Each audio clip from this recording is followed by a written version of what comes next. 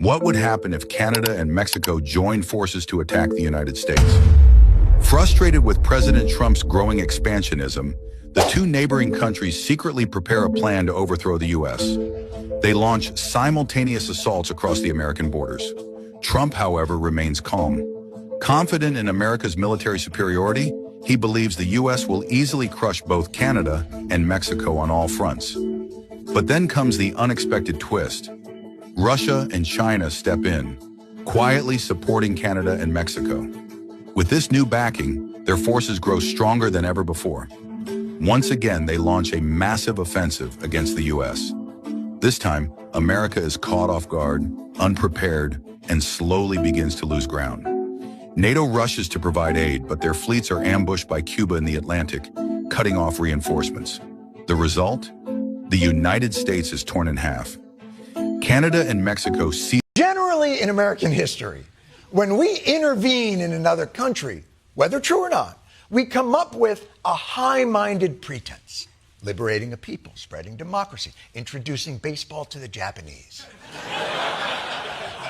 They complained at first, but it was totally worth it. On what moral foundation will this conflict be framed? We're going to have presence in Venezuela as it pertains to oil. We're going to get the oil flowing the way it should be. Seems a little on the nose. Oil, precious commodity, certainly, but not the reason a country formed 250 years ago on the ideas of liberty and self-determination would go into a country and snatch a man at night. There must be a slightly more noble pretense. We're going to be taking out a tremendous amount of wealth out of the ground. We need total access. We need access to the oil.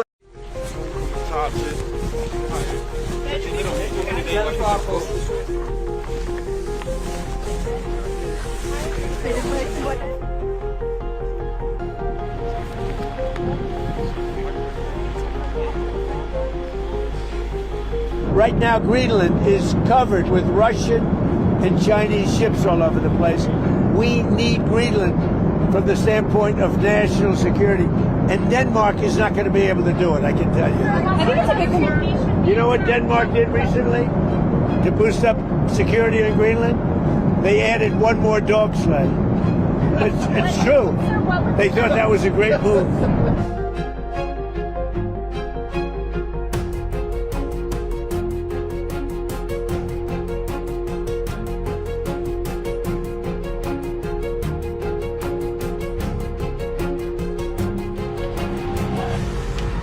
Nicolas Madura is being held at the same prison that has housed the likes of Ghislaine Maxwell, Luigi Mangione, Sean Diddy Coombs, and the crypto scammer Sam Bankman-Fried, and it has been described as a hell on earth. MDC Brooklyn is notorious for poor conditions, violence, and high-profile inmates, as well as a special protection section. It's likely that this section is where Maduro will be held, after he was captured alongside his wife and taken to New York to face drug and weapons charges. MDC's inmates ranged from alleged gangsters and drug traffickers to those accused of white-collar crimes. The building, which opened in the early 1990s, houses about 1,300 male and female inmates. It has a history of problems, including violence from both inmates and guards, suicides, sewage leaks, and a power outage in the New York winter. Prison guards have been convicted of beating inmates and sexually abusing female prisoners, while others have been charged with accepting bribes or providing contraband. In 2020, 2 inmates died at the prison, one after being pepper sprayed by guards. In a sentencing decision in August 2024, Judge Gary J. Brown said judges hesitated to send. Why is the world's oil supply sold in US dollars, even by countries that don't like the US?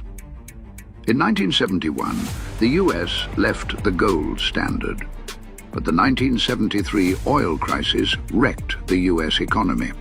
So Washington needed a new anchor for the US dollar. They turned to Saudi Arabia. Oil in exchange for US military protection. Saudi oil would be priced only in US dollars, and other countries followed suit. That became the petrodollar system. Some critics argue the US has confronted countries that tried to move away from the petrodollar, like Iraq, Iran, Libya, and Venezuela. But what do you think? Is it merely a coincidence? You might have expected President Trump to monitor that high-stakes capture of Venezuela President Maduro from the Oval Office or the Situation Room, but he was actually in Florida in a makeshift space at his Mar-a-Lago club, transformed into a war room covered with black drape and fitted with secure internet lines, a sophisticated phone system, and several monitors, including a live feed of posts from the social media platform X. Then hours later, Trump addressed the nation from the Mar-a-Lago Tea Room. That's a room with an elaborate tinted ceiling and a three-tiered crystal chandelier where he fielded questions from reporters and announced that the U.S. would run Venezuela. Meanwhile, Mar-a-Lago guests were arriving at the club as usual. They were dressed in their tennis whites, driving BMWs and Tesla Cybertrucks with security, seated under those yellow and white umbrellas at the beach club and taking in views of the Atlantic. That evening, Trump greeted club members dining on the crowded, glitzy patio, and they cheered his momentous mission. Now, the setup for this operation was constructed in a discreet area of the club. Why is Donald Trump so fixated with Greenland? And why are people worried that that fixation might see the dismantling of NATO? Greenland is the largest non-continental island in the world, but it's home to only around 56,000 people, most of them the indigenous Inuit population. The local economy is reliant on fishing. It's a semi-autonomous territory of Denmark. So why is it in the eyesight of one of the most powerful men in the world? The short answer is military strategy and, of course, money. It's also home to one of the most strategic US bases. The Bodefique space base is critically important to the US because of its positioning just 1,000 miles from the North Pole. It allows unparalleled missile warning and also space surveillance capabilities. This is because of the understanding that if Russia were to fire an intercontinental ballistic missile at the US, it would probably use the polar regions. Greenland is fast becoming the center of a superpower contest over the Arctic. The night before the U.S. military captured Venezuelan dictator Nicolas Maduro and his wife, somebody, somewhere, placed an extremely well-timed bet. An anonymous user on the prediction market site Polymarket, where users can wager on nearly any topic, bet $32,000 that the Venezuelan president would be out of power by January 31st. The following morning at 4:21 a.m. Eastern, the president announced Maduro was in custody. And that user cashed out, making more than $400,000. These markets are the wildest of the Wild West. Lawyer Dennis Kelleher focuses on regulation of securities and financial markets. He's the president of Better Markets. What evidence is there that this was non-public information being used to make this bet? The facts are not known publicly yet. However, this particular trade really has all the hallmarks of an insider trade. Polymarket and its competitors like Venezuela's acting president, Delcy Rodriguez, has had multiple roles in the Venezuelan government over the last 2 decades, including president of the National Assembly, oil minister, and of course, vice president under Maduro. While she's always been happy to speak on state TV, she's never been fond of the free press, as we found out in New York in 2016 when she was foreign minister, and we tried to ask her questions about a year-long CNN investigation involving the alleged illegal sale of Venezuelan passports out of the country's embassy in Iraq. Canciller, ¿qué dice de las alegaciones de que se venden pasaportes venezolanos en la embajada de Bagdad?